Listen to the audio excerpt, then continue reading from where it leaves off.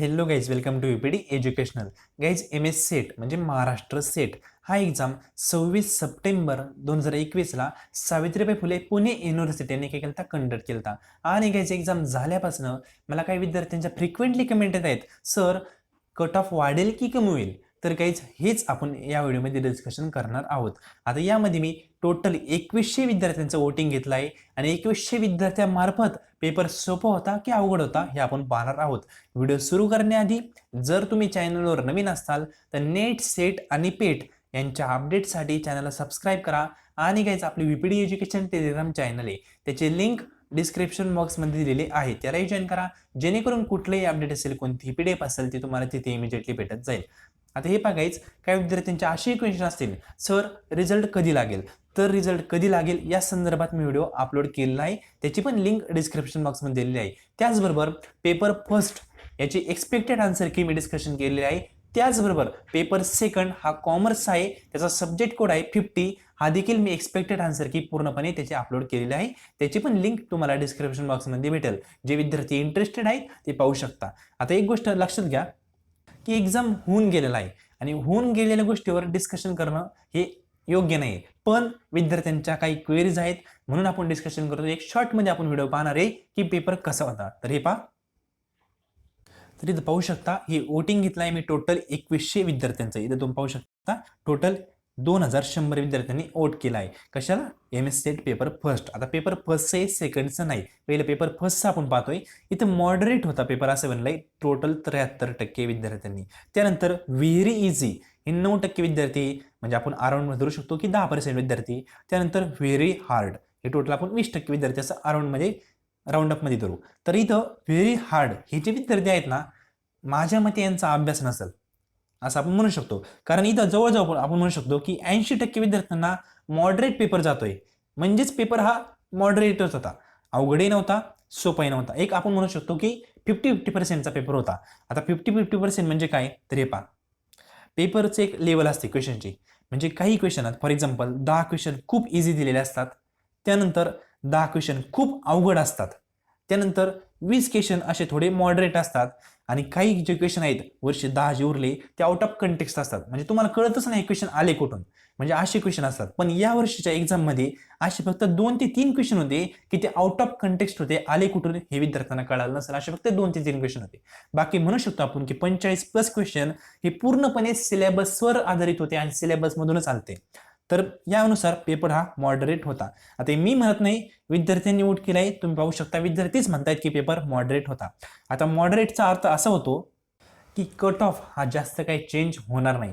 Cut off change कधी होतो? म्हणजे पर्सेंटेज आपण म्हणू शकतो की 5%ने किंवा 6%ने किंवा 8%ने किंवा 4+%ने असा जर कट ऑफ चेंज होत असतो ना, तेव्हा हे दोन्हीपैकी एक ऑप्शन अवेलेबल पाहिजे. म्हणजे एक तर व्हेरी हार्ड किंवा व्हेरी इझी हे 2% असतील ना, म्हणजे 2 ऑप्शन असतील तर कट ऑफ मध्ये जास्त चेंज होतं, म्हणजे 4%च्या पुढे चेंज होतं किंवा 8% पर्यंत असं चेंज होऊ शकतं. पण जेव्हा विद्यार्थ्यांचं उत्तर असतं मॉडरेट, तेव्हा कट ऑफ हा जास्त काही चेंज होत नाही. कारण मागच्या वर्षी पण पेपर मॉडरेटच होता, मागच्या वर्षी पण मी वोटिंग घेतलं होतं विद्यार्थ्यांचं, तेव्हा विद्यार्थ्यांनी मॉडरेट पेपर म्हणलं होतं, आणि त्यानुसार जो पेपर 2021-19ला झालता ना, तसंच कट ऑफ हा 27 डिसेंबर 2020 सालता.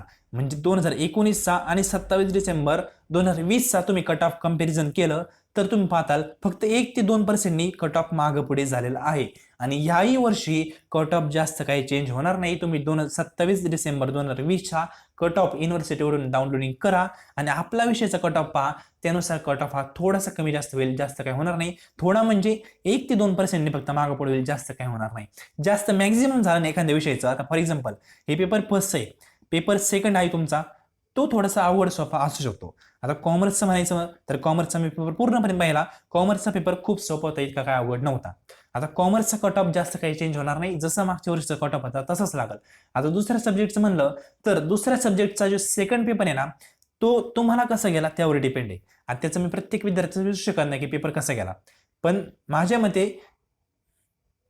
पेपर फर्स्ट हा मॉडरेट होता, याचा अर्थ पेपर सेकंडही विद्यार्थ्यांना मॉडरेटच गेलाय कम्पेअर टू मागच्या वर्षी चाललंय.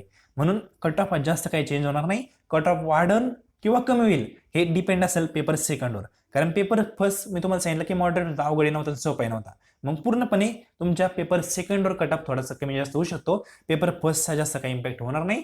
आणि बोलायचंच म्हणलं, एक मिनिट,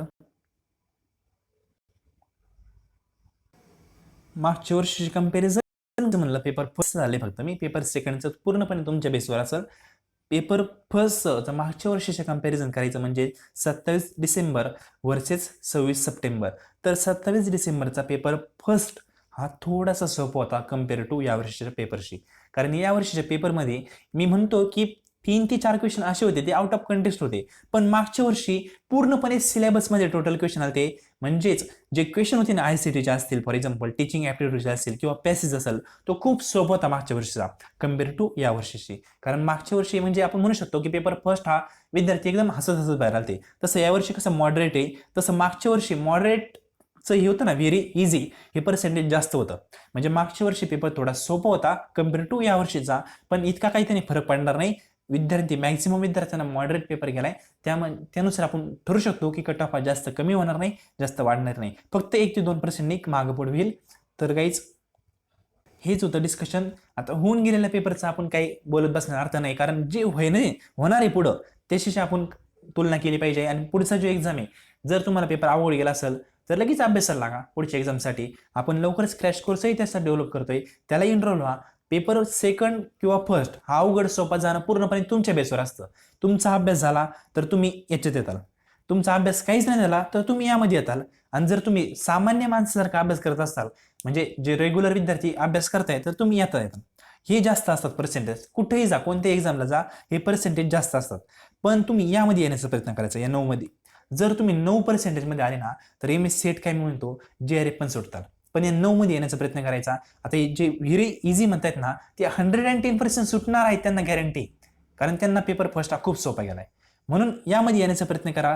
73% मध्ये बरेच विद्यार्थी असतात व्हेरी हार्डमध्ये, तर चुकूनही राहू नका, कारण त्यांनी अभ्यासच केला नसतो असा दृष्टिकोन असतो तो. तर यामध्ये या. आणि यासाठी पेपर फर्स्टसाठी मी पूर्णपणे क्रॅश कोर्स डेव्हलप करतोय. आणि जे विद्यार्थी कॉमर्स आहेत त्यांच्यासाठी पण मी क्रॅश कोर्स डेव्हलप करतोय, त्याची तुम्हाला लिंक डिस्क्रिप्शन बॉक्समध्ये लवकरच भेटून जाईल याच व्हिडिओच्या. तर काहीच व्हिडिओ पाहिल्याबद्दल थँक्यू सो मच. जर तुम्ही UGC नेटचा एक्झाम देणार असाल तर त्यासाठी मी टोटल क्वेश्चन जे प्रिव्हियस इयरचे आहेत 2020च्या, ते पूर्णपणे डिस्कशन केलेले आहेत. त्यांचे पण व्हिडिओ तुम्हाला याच चॅनलवर अवेलेबल आहेत.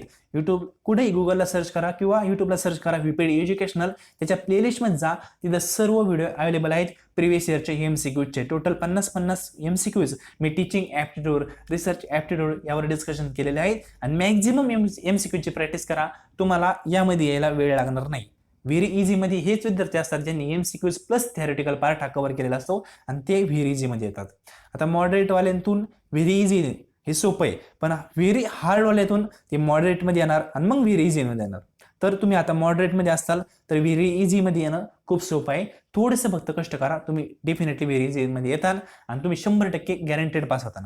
आता 73 मधले मी म्हणत नाही सर्वच विद्यार्थी क्वालिफाय होतील, पण जे व्हेरी इझी मधले ते 110% क्वालिफाय होणारच आहेत, कारण त्यांना पेपर सोपा केलाय. तर काहीच हे होतं थोडक्यामध्ये डिस्कशन. मला खूप विद्यार्थ्यांच्या कमेंट होत्या बऱ्याच दिवसापासून, पण पेपर होऊन गेलाय आणि झालेल्या पेपरचं काय डिस्कशन करायचं म्हणून मी डिस्कशन करत नव्हतो, पण आज फायनल व्हिडिओ अपलोड केला. तर थँक्यू सो मच. आणि या चॅनलवर नवीन असताल तर प्लीज चॅनलला सबस्क्राईब करा, तुम्हाला पेपर फर्स्टचं पूर्णपणे अपडेट इथं भेटत जाईल. Thank you so much.